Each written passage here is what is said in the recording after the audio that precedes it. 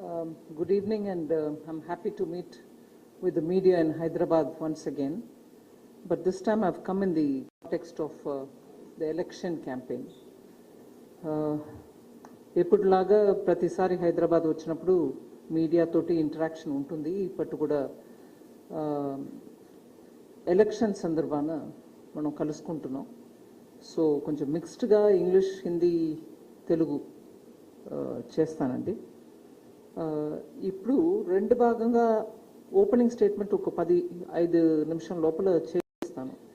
అంటే అన్ని విషయాలు కవర్ చేయడం వీలవదు. కొన్ని హైలైట్ చేసి వదిలేస్తాను. మీరు ప్రశ్న అడుగుతున్నప్పుడు ఐ కెన్ ఎలాబరేట్. ముందుగానే ఒక అరగంట మాట్లాడకుండా తక్కువ చేస్తాను. తెలంగాణ ఎస్టాబ్లిష్మెంట్తో ఆ ఫౌండేషనల్ ప్రిన్సిపల్ మనకి ఏముంది ఉండింది, ఇక్కడ నీళ్లు మహా అత్యంత అవసరం, నిధులు, అలాగే నియామకాలు. So a state which even during the foundation days emphasized on water, funds and jobs will now ask questions on those issues to whoever has been in power for those 10 years. ఈ 10 సంవత్సరం state formation అయిన తర్వాత ఉన్నటువంటి గవర్నమెంట్లో ఈ ప్రశ్నల మీద, ఈ 3 మెయిన్ సూత్రాల మీద మనం ప్రశ్నించడం న్యాచురల్. ఇక్కడ స్టేట్లో ఉన్న నెగటివిటీ చెప్తూ నేను ఎక్కువ టైం తీసుకోకుండా మా మేనిఫెస్టో గురించి ఎక్కువ చెప్పడానికి ప్రయత్నం చేస్తున్నాను. బట్ ఇంత చెప్పినప్పటికీ, ఆ ముఖ్యమైన 3 సూత్రాలు ఉన్నప్పటికీ తెలంగాణ ఫీచర్స్, మనం ఎకనామిక్ ఫీచర్స్ను చూసుకోవడం, ఫైనాన్షియల్ స్టేట్ను చూసుకోవడం, 2014 విభజన అయినప్పటికీ పొద్దుటే నేను వెంగళరావు నగర్ మీటింగ్లో కూడా చెప్పాను అన్నమాట. Revenue surplus state. అది కాకుండా ఆంధ్రప్రదేశ్గా ఉన్నప్పుడు హైదరాబాద్ క్యాపిటల్ కనుక ఎంతో ఇన్వెస్ట్మెంట్ చేసి, ఎంత ఇన్ఫ్రాస్ట్రక్చర్ అవసరమో, ప్లస్ ఫ్యూచర్లో మనకి ఈ స్టేట్లో ఇన్వెస్ట్మెంట్ ఎక్కువ రావాలని ఇన్వెస్ట్మెంట్ చేసి హైదరాబాద్ని మంచిగా తయారు చేసినటువంటి హైదరాబాద్ తెలంగాణకు క్యాపిటల్గా న్యాయంగా డివిజన్లో వచ్చింది. సో ఒకటి, మీరు చేతిలో రెవెన్యూ సర్ప్లస్ మాత్రం కాదు, మంచి పొటెన్షియల్ ఫ్యూచర్ ఇన్వెస్ట్మెంట్కి ఆపర్చునిటీ ఉన్నటువంటి ఒక రాజధాని. 3, ఇక్కడ ఉన్నటువంటి యువకులు మంచి ఇంజనీరింగ్ క్వాలిఫికేషన్, మిగతా అన్ని స్కిల్స్ తోటి ఇండస్ట్రీకి అట్రాక్టివ్గా ఉన్నటువంటి ఎంప్లాయ్మెంట్ ఆపర్చునిటీకి ఫీడ్ చేయడం వీలవుతున్నట్టు యువకులు ఉన్నారు. ఇట్లాంటి 3 మంచి ఫీచర్స్ తోటి పుట్టిన ఒక రాష్ట్రం ఇవాళ రెవెన్యూ డెఫిసిట్గా ఉంది, ఫుల్లీ లోడెడ్ విత్ డెట్గా ఉంది, రుణపడి ఉంది. అండ్ ఆ డెట్ ఎట్లాగా ఉంది, అది ఫిస్కల్ మేనేజ్మెంట్ ఎట్లా ఉంది, అసలు ఫిస్కల్ మేనేజ్మెంట్ ఇప్పుడు మీరు వెంటనే సెంట్రల్ గవర్నమెంట్ గురించి అడగవచ్చు. మీరు కూడా 2020లో కోవిడ్ టైంలో లోన్ తీసుకున్నారు. దాన్ని మీరు కూడా జీడిపిలో క్యాల్కులేట్ చూస్తే డెట్ టు జీడిపి రేషియో అది కింద వచ్చింది. మాది ఫిస్కల్ డెఫిసిట్ని కేర్ఫుల్గా మేనేజ్ చేసుకొస్తున్నాం కాబట్టి ఆ డెఫిసిట్ తక్కువ అవుతుంది. ఇవన్నిట్లో భాగంగా ఎకానమీని కేర్ఫుల్గా మేనేజ్ చేసి జనాల మీద బర్డన్ ఉండకూడదని సప్లై సైడ్ మేనేజ్మెంట్ చేసుకుంటున్నాం. అది ఉల్లిపాయ, టొమాటో, ఆయిల్ ఇంపోర్ట్ చేయాలంటే ఇంపోర్ట్ చేస్తున్నాం. అందువల్ల ఇన్ఫ్లేషన్ కంట్రోల్లో పెడుతున్నాం. ఇప్పుడు ఆ 3 ఇండికేటర్స్ మీద చూడండి, Telangana government revenue surplus, potential Hyderabad, potential youth ఇన్ని ఉన్నా కూడా తన్నోட డెట్ మేనేజ్మెంట్లో చాలా పువర్. అరే మ్యాక్రో ఎకనామిక్ విషయాలు మీరు మాట్లాడి వెళ్ళొద్దు, ఇది స్టేట్ అసెంబ్లీ ఎలక్షన్ అని అంటే కూడా నేను చెప్తున్నా, రాబోయే తరాల మీద ఇంత బర్డన్ పెట్టేట్టు ఒక 10 సంవత్సరం గడిచిపోయినాక నెక్స్ట్ టర్మ్లో ఏం చేస్తారో అనే ఒక భయం మన మనసులో వస్తుంది. ఎందుకంటే మీరు ఆ ఫిస్కల్ మేనేజ్మెంట్లో ఇంత పూర్గా ఉన్నారు. సరే, మీ పెట్ ప్రాజెక్ట్ కాళేశ్వరం, దాంట్లో cost of capital, cost of investment ముందు ఒక కాస్ట్ ప్రాజెక్ట్ ఇంత ఉండిందనంటే అది 3 టైమ్స్ ఇంక్రీస్ అయ్యి 1.26 lakh crores ఏదో వెళ్ళిపోయింది. ఆ మేనేజ్మెంట్ సరిగా లేదు.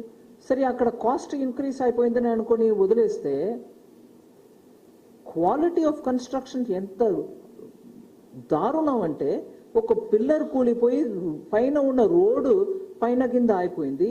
ఇదే కనుక ఇంకా ఒక పిల్లరు దేవుడి దయ వల్ల అట్లాంటిది అవ్వవద్దు. ఇంకో ఒక పిల్లర్ కూలిందనంటే ఫ్లడ్డింగ్కి పాసిబిలిటీ ఉంటుంది. ఒక మేజర్ డ్యామ్ కన్స్ట్రక్షన్కి మన కేంద్ర సర్కార్ డబ్బు ఇవ్వట్లేదు అని చెప్పి కంప్లైంట్ చేసే ఆల్రెడీ సెంట్రల్ గవర్నమెంట్ ద్వారా ఎక్స్టర్నల్ బారోయింగ్ ద్వారా ఆల్రెడీ డబ్బు కొంచెం తీసుకొచ్చేసారు. అట్లాంటి ప్రాజెక్ట్ కూడా మీరు కంప్లీట్ చేయలేదు ఈ 10 సంవత్సరాల్లో.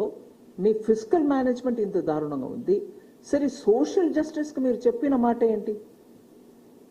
మేము ఒక దళితుని సీఎం చేస్తామన్నారు. దళితుని సీఎం చేశారో లేదో డెఫినెట్గా ఒక నిమిషం, ఒక డిప్యూటీ సీఎంగా ఒక దళితుని అపాయింట్ చేసుకుని వారిని షోకేస్ చేసేసి విదిన్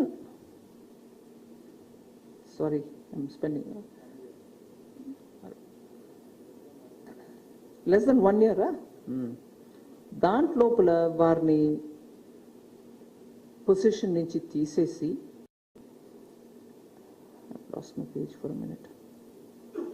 మీ కమిట్మెంట్ టు దళితుని మీరు చెప్పుకుంటున్నారు. మేము అపాయింట్ చేసాం డిప్యూటీ చీఫ్ మినిస్టర్గా, బట్ మీరే ప్రాబ్లీ ఏదో సెన్స్ చేసుకొని కరప్షన్ ఏదో అని చెప్పుకొని వారిని రిమూవ్ చేశారు. సో నా ఇష్యూ ఏంటంటే మీ ఫైనాన్షియల్ మేనేజ్మెంట్ పూర్గా ఉంది. మీ ఎకానమీ ఇండెటెడ్. మీరు కన్స్ట్రక్షన్ చేస్తానని గొప్ప పెద్ద ప్రాజెక్ట్ అని చెప్పినది అట్లాగే కూలిపోంది మీ ముందే, మీ కల్టు ముందే. I can just tell you now,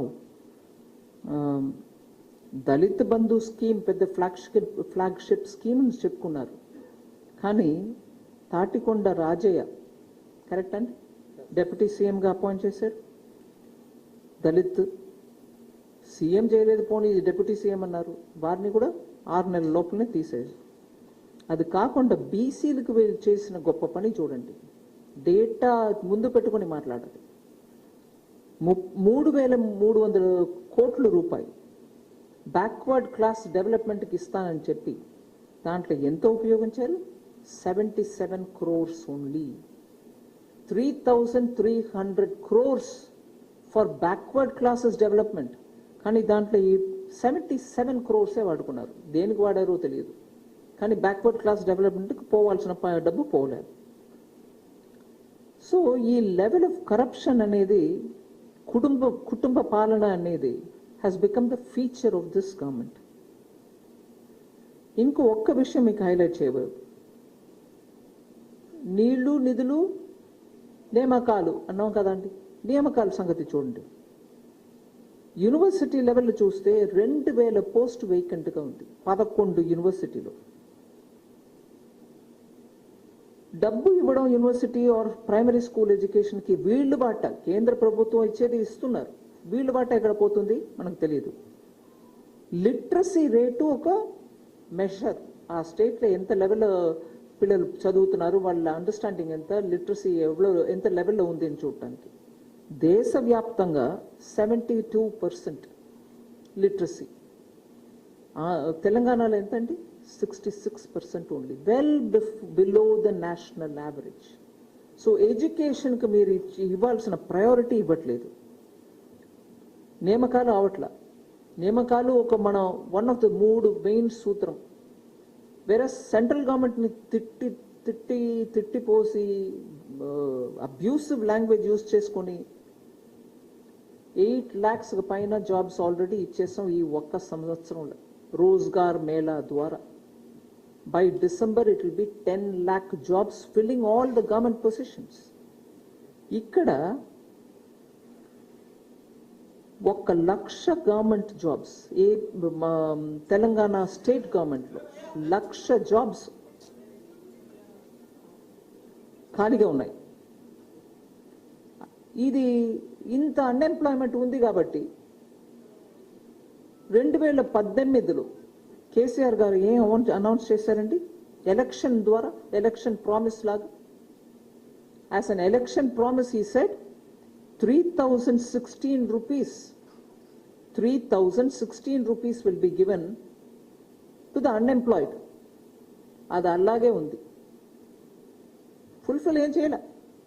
so నిధులు మిస్యూజ్ చేసుకోండి, రెవెన్యూ డెఫిసిట్ చేసేయండి. బంగారమైన స్టేట్ మీ చేతిలో పెట్టినాక నిధులు ఇలా మిస్యూజ్ చేసుకున్నారు. ఇది నియామకాల్లో ఈ గొడవ. ఇవ్వాల్సిన 3,000 రూపాయలు అన్ఎంప్లాయ్మెంట్కి ఇవ్వాల. 1,00,000 జాబ్స్ జాబ్స్ అలాగే ఉంది, ఫుల్ఫిల్ చేసుకోలే. మూడవది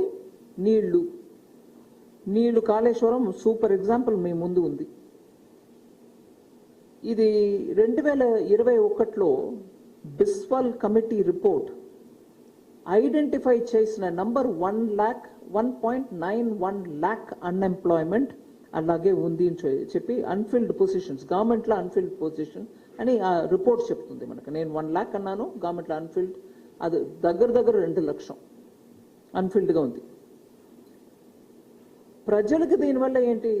అవన్నీ అక్కడ ఉన్నాయమ్మా. దానివల్ల ఏంటి? మాకు 29 నెల ఇన్ఫ్లేషన్, నేషనల్ ఇన్ఫ్లేషన్ కంటే ఎక్కువ. ఎంప్లాయ్మెంట్లో అదే, లిటరసీలో అదే, ఇన్ఫ్లేషన్లో అదే. అంటే సెంట్రల్ గవర్నమెంట్ ఎక్సైజ్ డ్యూటీ తక్కువ చేస్తే ఇక్కడ తక్కువ చేయరు.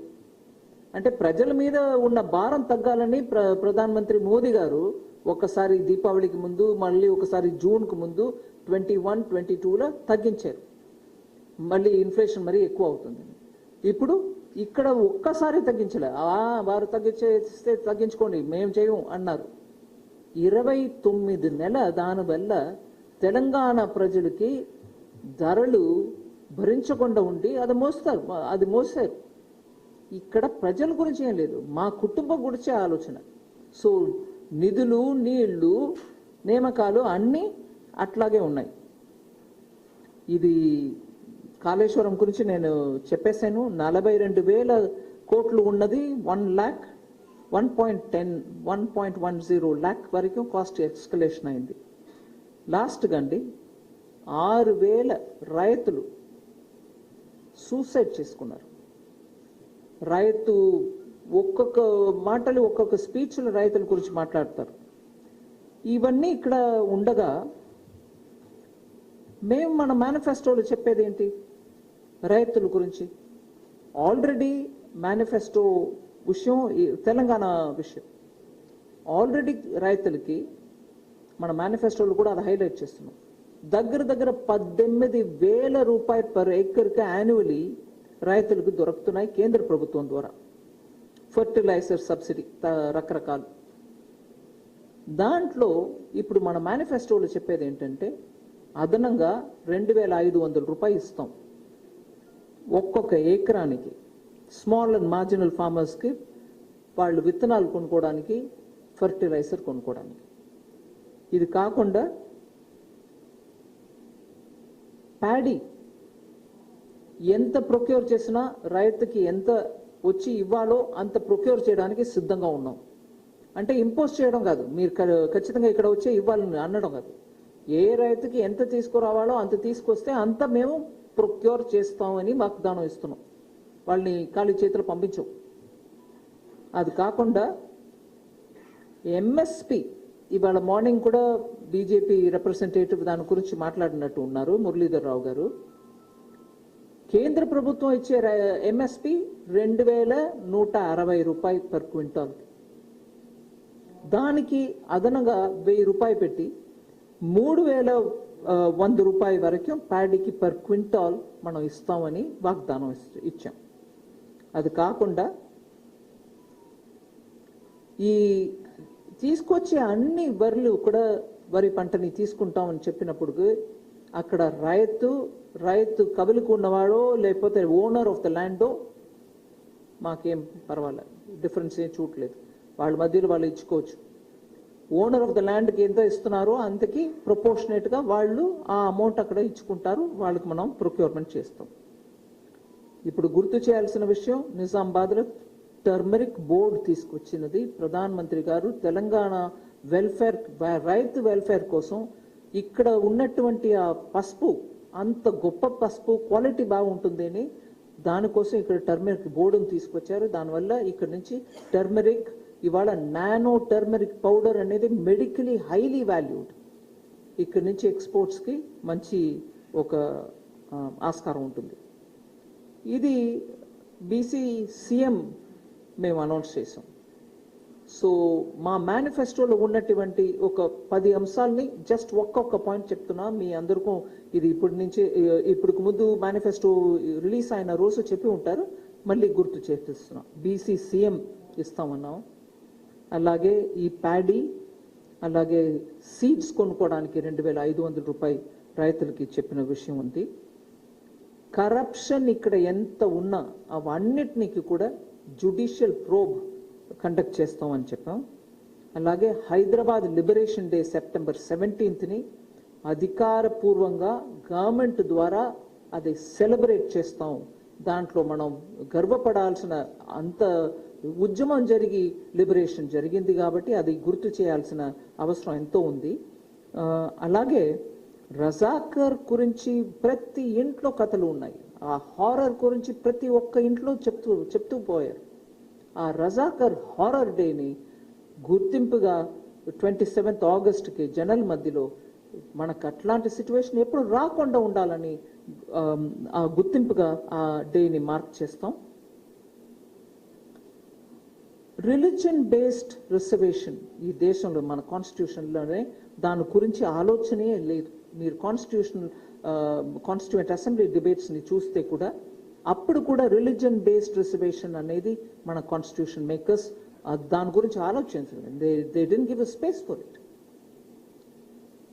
Traditionally, because SCs have been put to a lot of oppression and tribes are born tribes, వాళ్ళిద్దరికీ రిజర్వేషన్ మన కాన్స్టిట్యూషన్లో ఉంది. కానీ ఇక్కడ రిజర్వేషన్ ఓటు తెప్పించుకోవడానికి, ఓటు రాజకీయానికి, ఓట్ బ్యాంక్ పాలిటిక్స్ కోసం ఇక్కడ తీసుకొచ్చిన religion based reservation will be removed. అది ఇచ్చినది మళ్ళీ మిగతా బీసీ వర్గాలకి కేటాయించి ఆ రిజర్వేషన్ని యాక్చువల్లీ ఎవరికి పోయి చేరాలో వాళ్ళకి చేర్పించడానికి ప్రయత్నం చేస్తాం. అలాగే ఆడబిడ్డ గురించి లాడ్లీ లక్ష్మిని మధ్యప్రదేశ్లో ఎప్పుడో తీసుకొచ్చిన స్కీమ్, దానికి మంచి రిసెప్షన్ ఉంది. ఆడపిల్లల కోసం చాలా మంది ఫీల్ అవుతున్నారు. వాళ్ళ ఇంట్లో పుట్టిన ఆడపిల్లకి పుట్టినప్పుడే లక్షాధిపతి చేసే ఆ స్కీమ్ని తీసుకొస్తున్నాం. పుట్టినప్పుడు ఆ డబ్బు వేసేయడం, సర్టిఫికేట్ మా తల్లిదండ్రులకి ఇచ్చేయడం, 21వ వయసు వచ్చిన వెంటనే ₹1,00,000 వాళ్ళ చేతులు పెట్టడం, ₹2,00,000. అలాగే విమెన్స్ ఎస్హెచ్జి గ్రూప్స్కి 1% లోన్, మీనింగ్ వడ్డీ 1%. ఆ 1% ఛార్జీల వడ్డీలో విమెన్ ఎస్హెచ్జి గ్రూప్స్కి వాళ్ళు చిన్న బిజినెస్ చేసుకోవడానికి, లేదు ఏదో చిన్న కొట్టు పెట్టుకోవడానికి వాళ్ళకి లోన్ ఇప్పిస్తాం. చాలా ముఖ్యంగా మాదిగలకి ఎస్సీ కేటగరైజేషన్ ABCD ఆ కేటగిరీస్లో చేసి, ఇప్పుడు వరకే ఎస్సీ రిజర్వేషన్ ఉన్నా, ఎస్సీలో కేటగిరీలో మాదిగలు ఉన్నా వాళ్ళకి ఎంత రిజర్వేషన్ వల్ల బెనిఫిట్ పొందాలో వాళ్ళు అంత పొందకుండా వాళ్ళకి పోతుంది. కాబట్టి వాళ్ళకి ఆ సబ్ కేటగరైజేషన్ ABCD దీనికోసం మాదిగలు దగ్గర ఒక 25 సంవత్సరాల నుంచి పోరాటం చేస్తూ ఉన్నారు.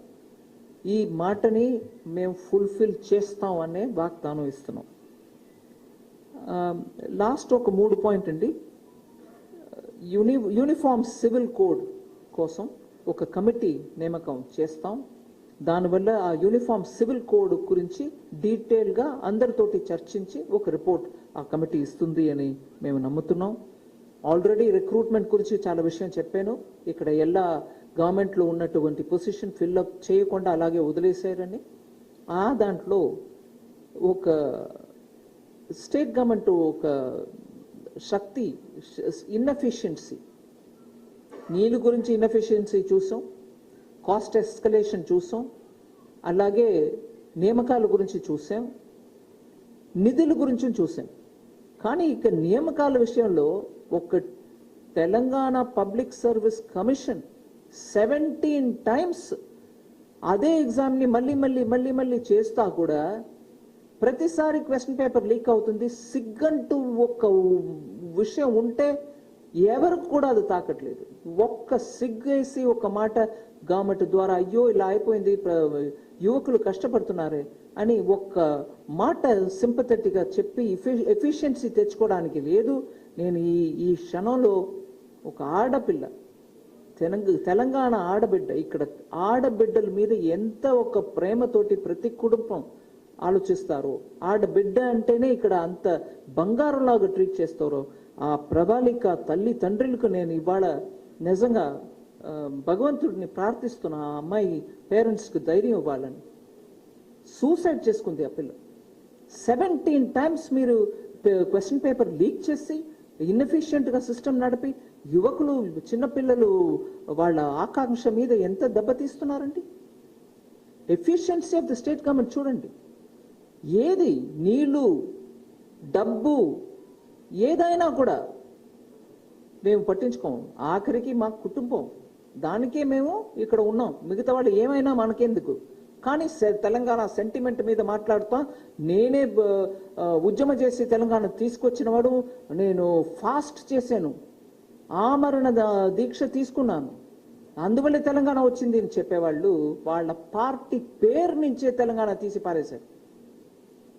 అట్లాంటి పార్టీ మేనిఫెస్టో లాస్ట్ పాయింట్ మీకు హైలైట్ చేయదలుచుకున్నది. జనవరి 22వ తారీఖు అయోధ్యలో శ్రీరాముడు వారి జీర్ణోద్ధారణం జరుగుతుంది. ఆ రోజు ఆ గుడి ఎప్పటి నుంచో సెంచురీస్ నుంచి వెయిట్ చేసే ఆ శ్రీరాముడు వారు గుడి రెడీ అయిపోయి పబ్లిక్ అక్కడ వెళ్ళి భక్తులు వెళ్ళి చూసి దర్శనం చేసుకోవచ్చు.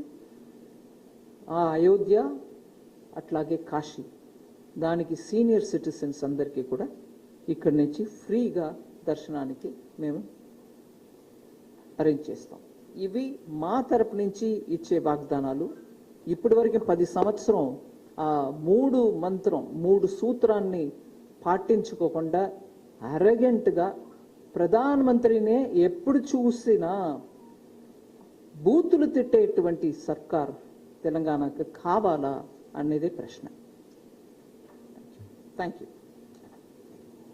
Any questions? Please introduce your name. Please. Yeah, please ask. One by one. Introduce your name and this one. Madam. Hello. Name. Madam Ajay and 10TV. I think you know me. Yes, of course. KCR had alleged that even Gujarat, Prime Minister's Gujarat, does not have a 24/7 power supply. Sorry? Prime Minister's Gujarat 24/7 power supply. Power supply. And whereas the state has 24/7 power supply and daily water supply, and he is also questioning why should the people vote for BJP for the reason that what they have done for the state, leave alone a project, they have not even sanctioned a college. And Congress has leveled an allegation that Prime Minister has time to go to the cricket match but has no time to go to Mizoram. So Manipur. I'm sorry. Manipur. That's fine. During election, they can do every allegation that they want. But the fact remains that his politics is only pointing out to others what they have or what they have not done. Will he answer on all those questions that we've raised? Is Telangana not suffering for revenue deficit situation? Has he not imposed huge debt burden on the next 2-3 generations? His family is his family not involved in a serious corruption charge? Has his daughter not been questioned for brazen corruption? Will he answer on these? Ajay from 10TV. Madam, మీరేమో revenue deficit ఉంది, తెలంగాణ ఎదగట్లేదని మీరు ఆరోపణలు చేస్తున్నారు. కానీ వారు మాత్రం ఆరోపణ కాదండి, నంబర్ తోటి చెప్తాను. తలసరి ఆదాయంలో మేమే నెంబర్ 1 ఇండియాలో తెలంగాణ నెంబర్ 1 అంటూ. ఏ దేంట్లో ఆదాయం? తలసరి ఆదాయం పర్ క్యాపిటల్ ఇన్కమ్. మీరు దాన్ని ఎట్లా సమర్థించుకుంటారు? మీరు చేసిన ఆరోపణలు, వారి ఆరోపణలు ఎట్లా తిప్పికొడతారు? నేను చెప్పేది డెట్ గురించి చెప్తున్నా, ఫిస్కల్ డెఫిసిట్ గురించి చెప్తున్నా, ఇన్ఫ్లేషన్ గురించి చెప్తున్నా, నేను ఈ మూడిటికి కూడా డేటా తోటి చెప్తున్నా. వారు దానికి చెప్పాలి జవాబు. చెప్పేసి నేను పెర్ క్యాపిటా ఇన్కమ్ చాలా ఎక్కువ చేశాను అన్నప్పుడు పెర్ క్యాపిటా డెట్ గురించి చెప్పమనండి. అది ఈ తరాలకు మాత్రం కాదు. ఇప్పుడు పెర్ క్యాపిటా ఇన్కమ్ అంటే ఇవాళ ఉన్న వాళ్ళకి ఎంత జీతాలు వస్తున్నాయి అనేదని గుత్తాయింపుగా చెప్పే మాట. నేను అడుగుతున్నాను, ఇవాళ ఉన్న తరం వచ్చే 2 తరాలకి ఎంత డెట్, మీ పిల్లలు మీ మనవరులు అందరూ ఎంత అప్పు తీర్చాల్సి ఉంటుంది వీళ్ళు తీసుకొచ్చిన అప్పు కోసం, ఎంతెంత కాస్ట్లీ డెట్ తీసుకొచ్చారు, దానికి ఇంట్రెస్టే పే చేయకుండా లాస్ట్ మినిట్ వరకు కష్టపడే స్టేట్ ఇది. పెర్ క్యాపిటా ఇన్కమ్ గురించి మాట్లాడతారా? డెట్ గురించి మాట్లాడమనండి. Per capita. మేడం నమస్తే. Nagarjuna from India today. నమస్తే అండి. మీరు చెప్పండి. Nagarjun from India today, ma'am. As we speak in Rajasthan, Mr. Rahul Gandhi has attacked the Prime Minister. To quote him, that our boys were playing well in the World Cup. Because Panoti came to the stadium, we have lost. The blame goes to the Prime Minister, is what Mr. Rahul Gandhi has said. You want me to comment on it? Yeah. I mean, it's such a despicably poor comment. Despicably poor. Sports is, games are played, matches are won and lost. No, madam. If he wants to, I mean, he's continuing the Congress tradition, is he not? He's actually continuing the Congress tradition of calling all abusive names of the Prime Minister. Didn't they earlier say he's a viper, gutter snipe? Didn't they say, he's this, he's that? He's continuing that tradition. I thought he'll stay away from it and have his chelas, Manishankar Iyer and others talk about it. He's joining the league. Is that how sports has got to be encouraged? Is that the route with which Congress wants to encourage? That's why you saw the podium, from the playground to the podium scheme of PM has resulted in so many wonderful Olympic and other Asian Games, such victories. Even our Para-Olympics are performing so beautifully. So we need to see what is the approach Congress takes, whether it is sports or whether in their hatred for PM. This is another classic example. Madam నా పేరు Srinivas V6. ఇక్కడ 2014 నుంచి ఇప్పటి వరకు దేశంలో అంటే Bharatiya Janata party ప్రభుత్వం చేసిన అప్పులన్నీ తెలంగాణ రాష్ట్రంలో ఉన్నటువంటి అప్పులన్నీ ఒకటి. రెండోది, భారతదేశంలో ఉన్న ప్రభుత్వ ఉద్యోగాలు కేంద్ర ప్రభుత్వానికి సంబంధించి ఎన్ని ఉద్యోగాలు ఉన్నాయి, ఎన్ని ఖాళీలు ఉన్నాయి? మీ రెండో క్వశ్చన్ ఏంటండి?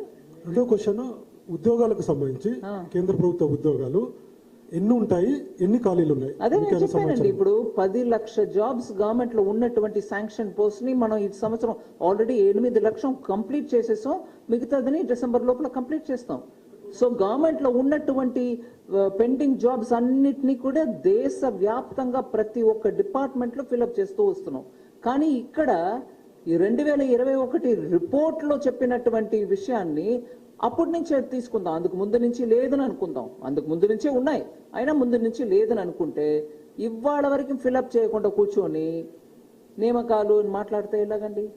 అండ్ మీడియా ఇంత ఇంట్రెస్ట్ తీసుకునే వాళ్ళకి నేను 4 సారి పీరియాడికలీ నేషనల్ డెట్ ఎంత, దాన్ని మేము ఎలా రీస్ట్రక్చర్ చేస్తున్నాం, దాన్ని రీస్ట్రక్చర్ చేసి దాన్ని తక్కువ వడ్డీలో మిగతా అమౌంట్ ని రీటైన్ చేసుకొని టోటల్ డెట్ ని తగ్గించడానికి మనం ఏం ప్రయత్నం చేస్తున్నాం అనే విషయాన్ని చెప్తున్నాం. మీరు ఈ ప్రశ్నని ఇంత తీవ్రంగా అడుగుతున్నారు కాబట్టి మీకు ఒక్క ఉదాహరణ చెప్తున్నాం. విపక్షం ఎప్పుడు కూడా గవర్నమెంట్ లో ఉన్నటువంటి పార్టీయో గవర్నమెంట్నో అంత రెడీగా కామెంట్ చేయదు. ఒక పబ్లిక్ ప్రోగ్రామ్ లో, మీడియా ప్రోగ్రామ్ లో ఫార్మర్ ఫినాన్స్ మినిస్టర్ ఈ గవర్నమెంట్ గురించి మీకు ఒక్క విషయం కూడా మంచిది చెప్పలేరా అని అడిగినప్పుడు చెప్పారు. కేంద్ర ప్రభుత్వం గురించి వీళ్ళు డెట్ మేనేజ్మెంట్, వీళ్ళు ఫిస్కల్ మేనేజ్మెంట్ చక్కగా చేస్తున్నారని ఎప్పుడు క్రిటికల్ గా ఉన్నటువంటి విపక్ష పార్టీ, అది కూడా ఫినాన్స్ మినిస్టర్ గా ఉన్నటువంటి ఒక వ్యక్తి ఓపెన్ గా కామెంట్ చేశారు. చెప్తారా ఏంటి సామాన్యంగా? మీకు డేటా ఫుల్ గా అవైలబుల్ గా ఉందండి, తీసి చూడండి. నేను ఇప్పుడు కూడా చెప్పాను, నేను రికార్డుగా నేను ఇస్తాను, మీరు తీసుకోండి. తెలంగాణ విషయం నేను చెప్పేశాను బాబు మీకు. मैडम सुरेखा, इंडिया टीवी से। मैम, मेरे दो सवाल है। एक तो फ्रीबीज को लेकर, जिस तरीके से हम देख रहे हैं कि विपक्षी पार्टियां फ्रीबीज खासकर मैनिफेस्टो में लेकर आ रही है, बीजेपी की तरफ से इतने फ्रीबीज के मतलब कैसा लगता है आपको, जब आप फ्रीबीज की तरफ अगर लोग आकर्षित हो रहे हैं तो खासकर सरकार पर या फिर आगे आने वाले जो भी सरकार बनेगी उस पर कितना प्रेशर पड़ सकता है? और एक दूसरा सवाल है बिल्कुल हटके, उत्तर प्रदेश में जो है हलाल सर्टिफिकेट के बारे में बात आ रही है, जिसमें कहा जा रहा है कि लोग जितने भी सर्टिफिकेट वगैरह दे रहे हैं वे देशद्रोही कामों में कर रहे हैं। आप इसे कैसे देखती हैं और आपको लगता है कि क्या ये सही में देश की सुरक्षा के लिए खतरा पैदा हो सकता है? पहला सवाल आपका फ्रीबीज को लेकर। फ्रीबीज को लेकर मैं इसके ऊपर बहुत सारे बार मेरा अपने राय रखी हूं।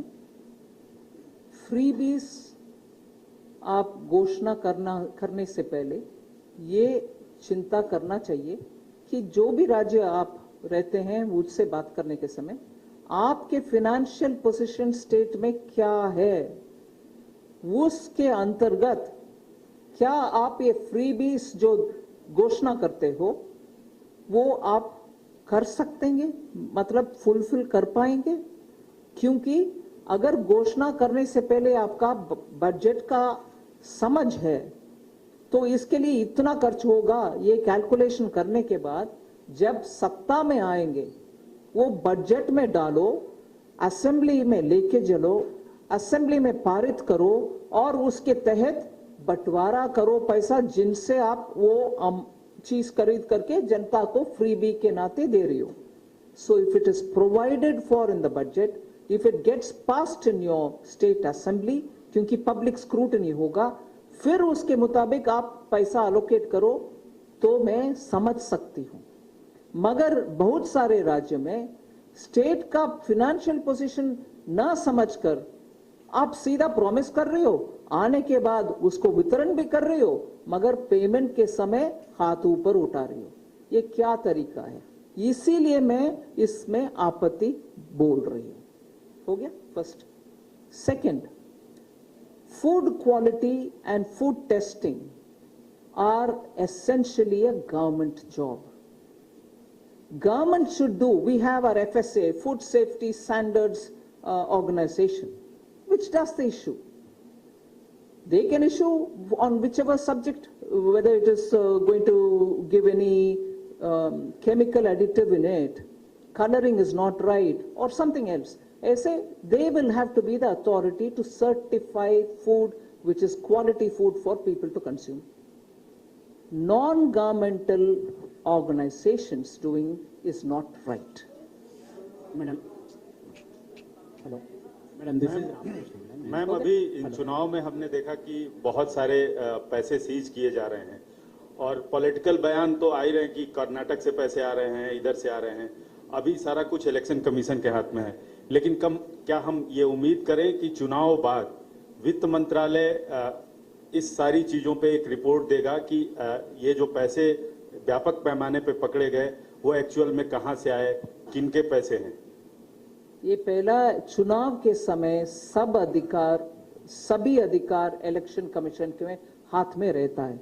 वो इन्वेस्टिगेट करके उनके तरफ से अगर और आगे बढ़कर एक्शन कोर्ट के द्वारा केस फाइल करके कोर्ट के द्वारा एक्शन लेना है तो वो इलेक्शन कमीशन करता है। फाइनेंस मिनिस्ट्री इस कार्यकाल में इलेक्शन कमीशन के हाथ में जो विषय है उसमें तुरंत आ नहीं सकते। मैडम, दिस इज उसके बाद का असलियत मेरे हाथ में नहीं है ना, असलियत इलेक्शन कमीशन के हाथ में होगा ना। जो अभी जांच करके उनके हाथ में रिपोर्ट जाता है वो उनके हाथ में रहता है, ना कि मेरा। Madam, this is Ramakrishna, NSS News Agency. CM KCR every day in meeting saying that Prime Minister Modi insisted him to install electric meters at agricultural pump set. Because of denying it, 30,000 crores held back. What do you say? Will you please repeat your question? Modi insisted KCR to install 30,000 crores held back because of denying electric pump meters at agricultural pump sets. ఏంటిది? నాకు prime minister Modi ఎట్లాంటిది ఏదో చెప్పారని నేను అనుకోను. వ్యవసాయ మోటార్లో metre పెట్టడానికి funds ఆపేరా?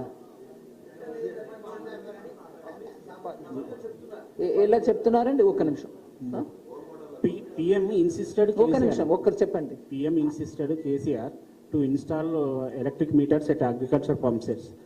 So KCR denied it.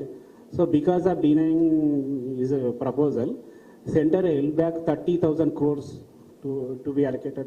ఒక్క నిమిషం, దీంట్లో డైరెక్ట్ గా PM మోదీ చెప్పారు, వాళ్ళు ఇస్తానన్నారు, మీటర్ పెట్టమన్నారు, తర్వాత డబ్బు ఇవ్వలేదు. ప్రైమ్ మినిస్టర్ని తీసుకురావడానికి అవసరం లేదు. కానీ సెంట్రల్ గవర్నమెంట్ డెట్ మేనేజ్మెంట్లో కాన్స్టిట్యూషన్ ప్రకారం కేంద్ర సర్కార్ ఒక్కొక్క స్టేట్లో ఉన్నటువంటి డెట్ మేనేజ్మెంట్ని రివ్యూ చేస్తుంది. కొన్ని బారోయింగ్ని 0.25% ఆఫ్ యువర్ బారోయింగ్ అనుకోండి, లేదా 0.5% ఆఫ్ యువర్ బారోయింగ్ అనుకోండి. ఆ డీటెయిల్స్ మీకు వివరం పంపిస్తాను. ఆ 0.25 మీరు ఎప్పుడు బారో చేయగలుగుతారు? అన్ని చోట్ల ఎలక్ట్రిక్ మీటర్ ఫిట్ చేసారా, స్మార్ట్ మీటర్స్ ఫిట్ చేసేసారా అని రిపోర్ట్ చేస్తే, మీరు ఫిట్ చేసి మీరు రిపోర్ట్ చేస్తే సరే, ఆ ఎక్స్టెంట్కి 0.25 ఆఫ్ యువర్ బారోయింగ్ లిమిట్ మీరు వెళ్ళి బారో చేసుకోండి, క్లియరెన్స్ ఇస్తాం. మీరు మీటర్ ఫిట్ చేయలా, కానీ బారోయింగ్కి వెళ్ళినప్పటికీ నాకు ఆ పాయింట్ ఆఫ్ బారోయింగ్ కూడా నాకు ఇచ్చేసాయి అని అంటే, మీరు ఫిట్ చేయండి, మేము ఎలా ఇస్తాం? మిగతా స్టేట్స్ అన్ని కూడా వెంటనే ఫిట్ చేసి మాకు ఆ బారోయింగ్ కూడా ఇచ్చేయండి అని అడిగారు, ఇచ్చేసాం కూడా చాలా మందికి. ఇక్కడ వెంటనే ప్రైమ్ మినిస్టర్ పెట్టమన్నారు, ప్రైమ్ మినిస్టర్ వద్దన్నారు, ప్రైమ్ మినిస్టర్ డబ్బు ఇవ్వట్లేదు, ప్రైమ్ మినిస్టర్, ఎందుకంటే వారు చెప్పే మాటకి ఇక్కడ ఎవరు అంత పెద్ద సీరియస్గా తీసుకోవట్లేదు. ఆ ప్రైమ్ మినిస్టర్ పేరుని జోడించేస్తే ఏంటి మోదీ గారా ఏంటి అని వింటారు కదా జనం. అందుకోసం ఊరికి మనం అన్నంలో ఉప్పు వేసుకోవడం లాగా, ఉప్పు లేకపోతే ఎవరు తింటారు? చెప్పులు ఉంది, బాగాలేదు. అందుకని PM పేరు. బారోయింగ్ ఎవరికి నేను ఆపలేదండి, నేను ఫినాన్స్ మినిస్టర్ నుంచి చెప్తున్నా. కానీ కండిషనల్ మేరకి కొంచెం ఎక్స్ట్రా బారోయింగ్ ఇచ్చినప్పటికీ మీ ఆ కండిషన్ ఫుల్ఫిల్ చేయకపోతే మేము ఎలా ఇచ్చేది? మిగతా స్టేట్ చేయాలా? మీకు ఒకరికి నేను ఎక్సెప్షన్ ఇవ్వాలా? మీకు చేయడానికి సిద్ధం లేదు, కానీ మోదీ గారి మీద బ్లేమ్ పెట్టాలి. ఆ నాటకమే ఇక్కడ జరుగుతుంది, రాష్ట్రానికి హాని. Srinivas madam, city vision live. ఆయన బీఆర్ఎస్గా మార్చుకున్నాడు టీఆర్ఎస్ను, కానీ మళ్ళీ ఇప్పుడు జుట్టు ఢిల్లీ చేతిలో పెట్టదు, మన జుట్టు మాకే ఓటేయాలి అని చెప్పుకుంటున్నారు. ఆయన జాతీయ పార్టీ పెట్టారు, కానీ మళ్ళీ ప్రచారంలో ఇలా చేసుకుంటున్నారు. దీన్ని మీరు ఎట్లా చూస్తారు? కన్ఫ్యూషన్, ముందు నుంచే కన్ఫ్యూషన్. తాను ప్రధానమంత్రి అయిపోవాలని కేసీఆర్ గారు ప్రయత్నం చేస్తూ, అరే తెలంగాణ రీజనల్ పార్టీ పెట్టుకుని నేను ప్రధానమంత్రి అవలేను, అందుకని నేషనల్ పార్టీని మార్చారు. ఇప్పుడు ఏమైపోయింది? దాంట్లో ఒక్క అడుగు ముందు పెట్టలేకపోతున్నారు, ఎవరూ ఒప్పుకోవడం లేదు. ఆ పెద్ద పెద్ద నాయకులు దేశవ్యాప్తంగా ఉన్న వాళ్ళు ఎవరూ ఒప్పుకోవట్లేదు. అందుకని మళ్ళీ అయ్యో తెలంగాణని వదిలేసాం, ఇక్కడ ఉన్న ప్రజలు ఏదో తప్పర్థం చేసుకుంటారు అని ఇక్కడ మాత్రం వేరే రకంగా మాట్లాడటం. ఈ కన్ఫ్యూషన్ తన కుటుంబం నేను అనే ఆ లైన్లో వెళ్ళే వరకు ప్రజలకు మంచిది జరగదండి. ఇక్కడ అదే మాటలో జరుగుతుంది ఆ రాజకీయం. చాలా బాధాకరమైన విషయం. ప్రజలు, నేను మీ ద్వారా రిక్వెస్ట్ చేస్తున్నాను, తెలంగాణ ప్రజలు దీనికి వెనకాల ఉన్న నిజాన్ని అర్థం చేసుకోవాలి. తెలంగాణ వచ్చేసింది, సంతోషం. మేము బీజేపీ తరపున పూర్తిగా మద్దతు ఇచ్చాం ఆ టైంలో. ఇప్పుడు ఫార్మేషన్ అయినాక బంగారం లాంటి రాష్ట్రాన్ని ఎంత చెడగొట్టి పెట్టారు చూడండి. జనానికి రావాల్సిన ఎంతో విషయాలు, మంచి విషయాలు రావట్లే ఇక్కడ. సో వాళ్ళ వైఖరి ఎలాగుంది, their approach to their politics is like this. Ma'am, Maneri here from Republic TV. BRS alleges that they do not get any sort of support or funds from the central government, whereas BJP and you also mentioned of providing funds to the state government and for various projects. How do you look at these statements coming in from the BRS for not getting support from the central? Actually incorrect on every score, whether it is devolution of taxation, whether it is compensation cess till about June 22 for GST, whether it's grants and aid, whether it's their application for externally aided funds, like when you get it from World Bank, ADB or NDB and so on. Every assistance has been provided, and in some cases of devolution of taxation, I've even given the money 2 months in advance or 2 installments at a time without one installment, so that state will have money in their hand, and this I've done for every state. I can't remove from that tabulation just Telangana and say, hey, stop fund for Telangana, yeah, send it to the rest of the country. Doesn't work that way. These are all completely systematically established, and when you press the button, it goes for all states. So to keep telling, ఈ తెలంగాణ ప్రజలకి మబ్బులు పెట్టే type information నాకు మా కేంద్ర సర్కార్ ఇవ్వట్లేదు అని చెప్పడం టోటలీ రాంగ్. ఒక్క పాయింట్ లేదండి, ఒక్క సమయం లేదండి, ఈ 5 సంవత్సరంలో ఒక్క నాడు లేదు ఎక్కడ తెలంగాణకు రావాల్సిన డబ్బుని మేము ఆపి కూర్చున్నటువంటి సంగతి. నేను ఛాలెంజ్ వేస్తా, బీఆర్ఎస్ లో ఉన్నటువంటి వాళ్ళు చెప్పని ఎక్కడ మేము ఆపామని. వచ్చే డబ్బుని నోరు మూసుకొని తీసుకొని అది ఎక్కడ పోతుందో తెలియట్లేదు. యాక్చువల్ ఏ ప్రాజెక్ట్ పోవాలో దానికి పోవట్లేదు, కానీ పైగా ఈ అబద్ధాలు పెడతారా? మేడం, నా పేరు సంపత్ కుమార్ మేడం, సీనియర్ జర్నలిస్ట్ని, న్యూస్ వెబ్ పోర్టల్. మేడం, అంటే ఎంఆర్పిఎస్ మీద, ఎంఆర్పిఎస్ సంబంధించిన ఇష్యూ మీద ఏబిసిడి వర్గీకరణ చేస్తానని చెప్పేసి దాని మీద కమిటీ వేస్తామని చెప్పేసి చెప్తున్నారు. గతంలోనే ఉషా మెహ్రా కమిషన్ రిపోర్ట్ కూడా కేంద్రం పరిధిలోనే ఉంది. కానీ ఇప్పుడు కమిటీ కాకుండా ప్రత్యేక ఆర్డినెన్స్ ద్వారా ఆర్డినెన్స్ తీసుకొచ్చి ఏమైనా వాళ్ళకి న్యాయం చేసే ఆలోచన లాంటిది ఏమైనా ఉందా? ఇప్పుడు ఒక ఫ్యాక్చువల్ విషయం మనం అర్థం చేసుకోవాలండి.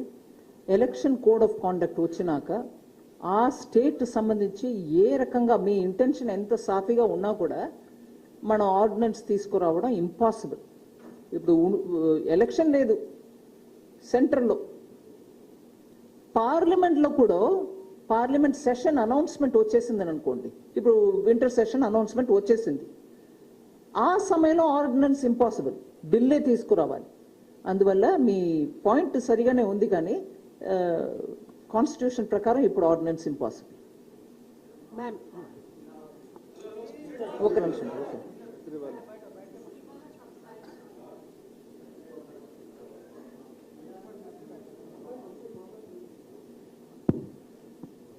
Ma'am, this is Sribala from Times of India. Ma'am, I have a question on freebies, though you spoke elaborately about freebies. You seem to say that, budget feasibility is one concern when a state or a government or any party decides to announce freebies. Is there any broader definition on what constitutes a freebie? How does the finance sector sees, or as a government you see that? What is a freebie? No, is there any particular definition? What can be called as a freebie? No. If you're looking at items which I list out saying if you give it for so and so it is a freebie, whereas if you do it here it is right. No, I'm not getting into that. It can be anything, so long as you are able to sustain it through your budget, and so long as you keep up the word you've given through your budget in the assembly. Like I'll give you an example of number of states, I'm not naming any one. Number of states which have given at least part free electricity to farmers, but they didn't pay, meaning they gave free electricity to the farmers, but where they should produce, meaning where they should pay, for instance the GenCos, generating company, electricity generating companies, they produce electricity, supply to the DISCOMs, the distribution companies, and they then give the free whatever to whoever section. Now if the government under whom the DISCOMs come, for whom the free electricity has been given to the farmers, for instance, or for any section, that payment, if it doesn't reach the power generating companies, who is going to pay them? And repeatedly, if payments are pending over the years, electricity being such a critical item of daily use, can the GenCo say, I'm stopping the supply to any one state without risking, "Arey dekho, Modi ne bijli band kar diya." You don't pay over the years, and the GenCo will have to keep supplying to you. Who pays them? See how it hurts. The promise was given by somebody. The power generating companies are under somebody else's budget. They take the hit, and you're getting the votes for the false promise given. Pay the Genco, be graceful in the promise that you've given, and go to the public. Those are the kind of situations we'll have to understand, ma'am. There is no point in us debating, saying, "Arey bijli diya to freebie hai, Modi jab chawal dete hain, wo freebie nahi hai." बिल्कुल आपके food security के act के तहत जा रहा है चावल गेहूं. ये बिजली का कौन सा एक्ट है भाई? उदाहरण ले रही हूं बस. Ma'am, I have another question pertaining to Telangana only. I'll just come back to you. There was somebody who was asking a question there. Sorry? No, you're talking, you're a journalist? Okay, fine. Sorry, okay.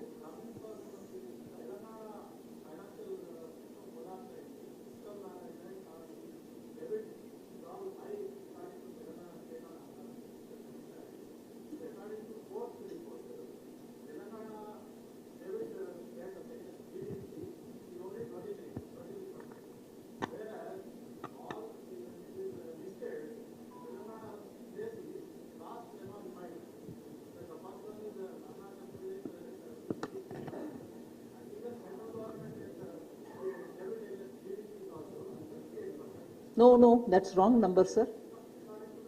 It may be so, but it is not that number. Anyway, you may continue.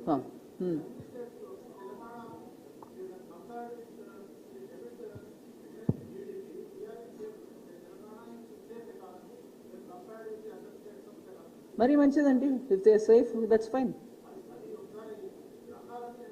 నేను అన్నానది factual చెప్తున్నా. ఇప్పుడు మీరు ఉదాహరణకి తీసుకున్నారు అరుణాచల్ ప్రదేశ్. నేను అందుకే మొదట్లో start చేసినప్పుడే చెప్పాను హైదరాబాద్. ఉండండి, మీరు ఎంతైనా లిస్ట్ చెప్పండి, నాకు పర్వాలేదు. జవాబు నేను చెప్తున్నా, వినండి. మిమ్మల్ని నేను ప్రూఫ్ అడగల, మీరు నిజంగానే చెప్తున్నారేమో.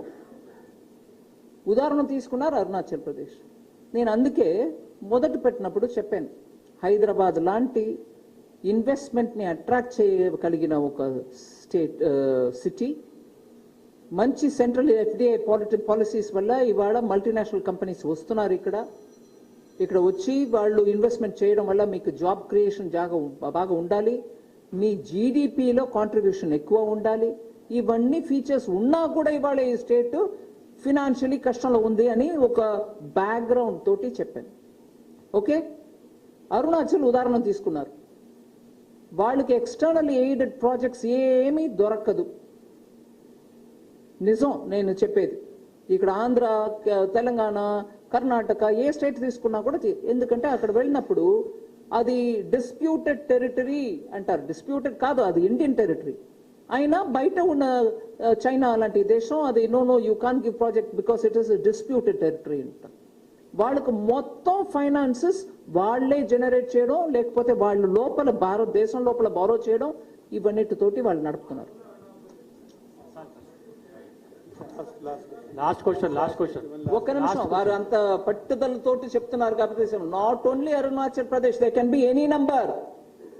But I am explaining to you to say why some states, if they borrow more, they also utilize the opportunity more. For instance, మీరు వినండి, నేను ఆన్సర్ చెప్తున్నా, మీకు నచ్చలేదు, మీరు వెంటనే ఓకే అని చెప్పుకొని వేరేదో ప్రశ్న లేపుతున్నారు. That's not true journalism sir. You ask me a question, you face the answer. మీరు జర్నలిస్ట్ గా ప్రశ్న అడుగుతున్నారా లేదు వేరే రకంగా అడుగుతున్నారా నాకు తెలియట్లే. జవాబు వినాలి. మరి నేను ఒకటి చెప్తే ఇంకొకటి జంప్ చేయవద్దు, ఆ దానికి కూడా నేను ఆన్సర్ ఇస్తాను. పొటెన్షియల్ అక్కడ హైడ్రో ఎలక్ట్రిక్ పవర్ కి ఎంత ఉందో అది యూటిలైజ్ చేసుకుంటున్నారు, లాంగ్ టర్మ్ ఇన్వెస్ట్మెంట్ చేస్తున్నారు.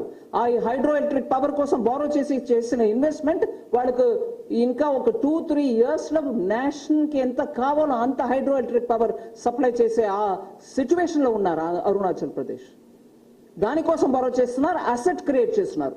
మీరు అప్పు తీసుకొని ఏ అసెట్ క్రియేట్ చేశారు బాబు? చూస్తారా నన్ను? ఒకసారి నన్ను చూసుకోండి, జవాబు చెప్తున్నాను. మీరు మీ మొబైల్ నెక్స్ట్ క్వశ్చన్ కి వెళ్ళవద్దు. Are you creating enough assets which will give you income? Very nice, please do right. Asset create చేసి ఇక్కడ 30 సంవత్సరాల నుంచి హైదరాబాద్లో ఇన్వెస్ట్ చేసి అసెట్ క్రియేట్ చేయడం వల్ల ఇప్పుడు ఎఫ్డిఐ వస్తున్నారు, ఎంఎన్సీస్ వస్తున్నారు, ఇన్వెస్ట్మెంట్ అవుతున్నాయి. అట్లా మీరు కూడా మీ 10 సంవత్సరంలో ఎట్లాంటి అసెట్ క్రియేట్ చేశారని అడుగుతున్నా. వచ్చే మెట్రో కేంద్ర సర్కారు డబ్బులో వస్తుంది. మాటకి చెప్తున్నా, ప్రతి ఒక్కటికి జవాబు చెప్పాలంటే చెప్తానండి. ఊరికే కాదు ఇక్కడ సెంటిమెంట్ పెట్టుకుని మేమే తెలంగాణ తెప్పించామని చెప్పుకుని ఎప్పుడు మేమే సత్తాలో ఉంటాం అనే మాట కాదు. ఇక్కడ ప్రజలు ఆలోచిస్తున్నారు. మీ దగ్గర ఉన్న ఒక్క ప్రాజెక్ట్ కాళేశ్వరం చేయలేకపోతున్నారు.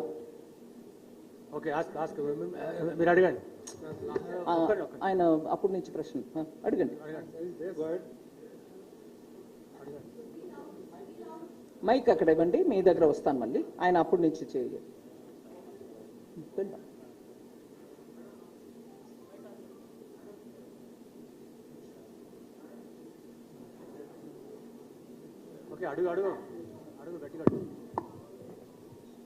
మేడం, మీరు ఇందాక మాట్లాడుతూ my name is Srikar ma'am, I'm from hit TV.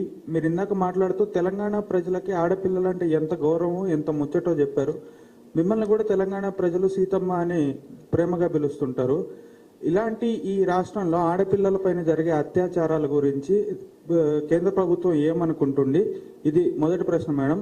రెండో ప్రశ్న, కొన్ని నెలల క్రితం కేటీఆర్ గారు, కేసీఆర్ గారు ఇద్దరు మాట్లాడుతూ ఇండియా ఎకానమీ బంగ్లాదేశ్, పాకిస్తాన్ కంటే దారుణంగా ఉందని అన్నారు.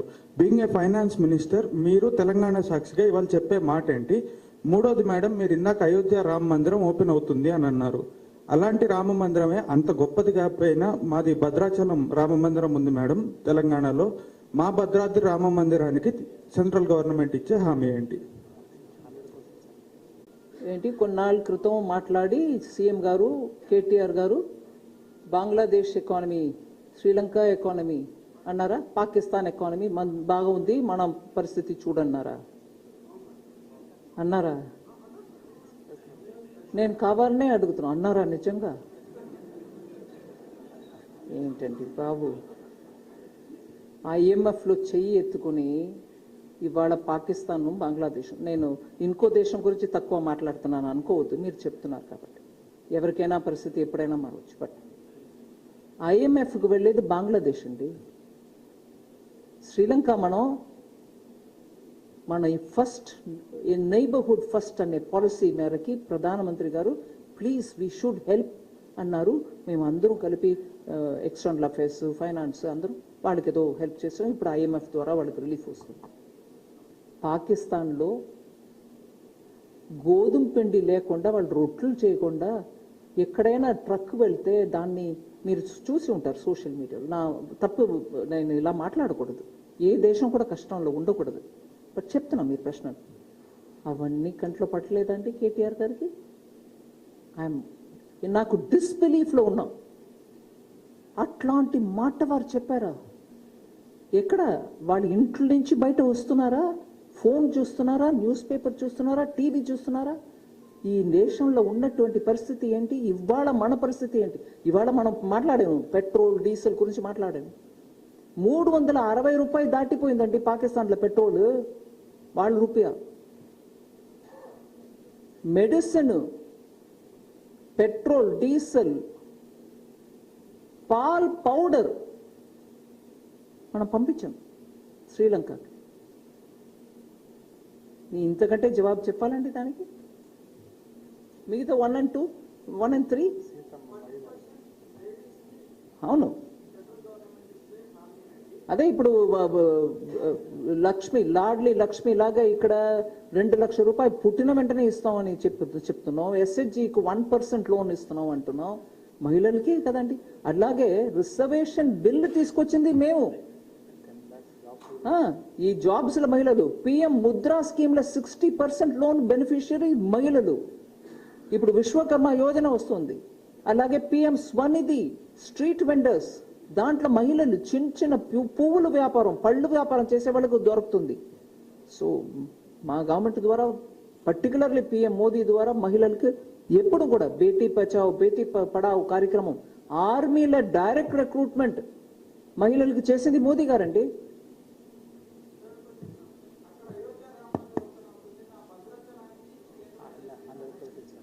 మన గవర్నమెంట్ ఇస్తున్నారండి ఐకానిక్ టెంపుల్స్ ప్రాజెక్ట్స్ ద్వారా దానికి సెపరేట్ కేటాయింపు చేసి భద్రాచలంకి 100 crores వచ్చిందండి, 100 crores వచ్చింది.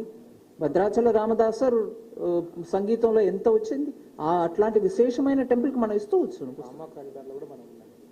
చెప్తున్నారండి రామా కారిడోర్ లో ఉందట, train corridor.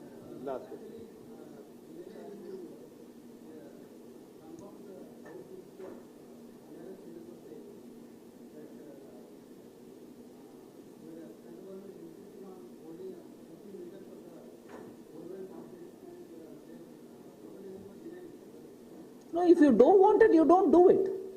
We are not compelling you. ఒక్క నిమిషం అది అర్థం చేసుకోవాలండి.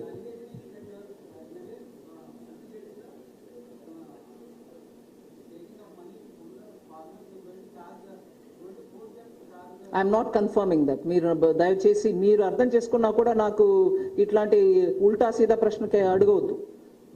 మేము కంపల్సరీగా చెయ్యమని అన్నట్లా, రైతుల దగ్గర నుంచి నువ్వు కలెక్ట్ చెయ్యి బిల్లు అని అన్నట్లా, మీరు స్టేట్ గవర్నమెంట్లో ఇంకా అప్పులు తీసుకుంటానంటే కొంచెం సొసైటీలో రిఫార్మ్ చేస్తారంటే చెయ్యండి, ఆ ఆప్షన్ కూడా మీకు ఉంది అని చెప్పాము. కానీ మీరు చేయకపోతే చేయండి, చేయొద్దు.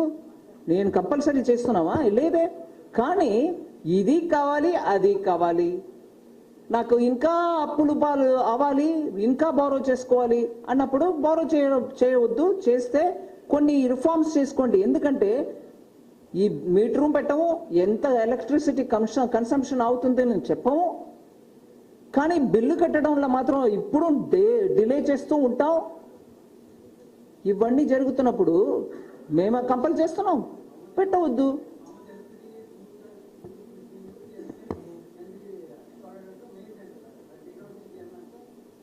Don't hear. It is recorded in your house or it is recorded in CM's house. How does it bother me? I'm not imposing it on you. So don't. But you want to borrow more in some way or the other, beating your own FRBM.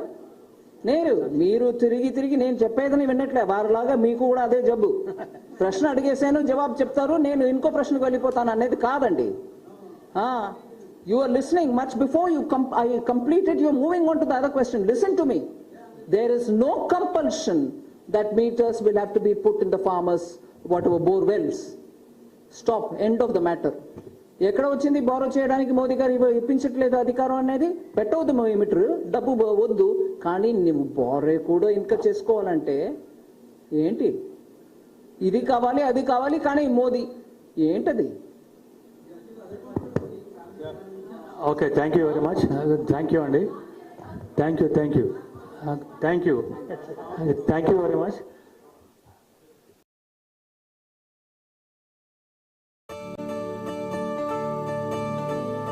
మహాలక్ష్మితో మహిళలకు ఆపన్న హస్తం. RTC బస్సుల్లో ఉచిత ప్రయాణం. ఈసారి తెలంగాణ ఇచ్చిన కాంగ్రెస్ కే మా vote.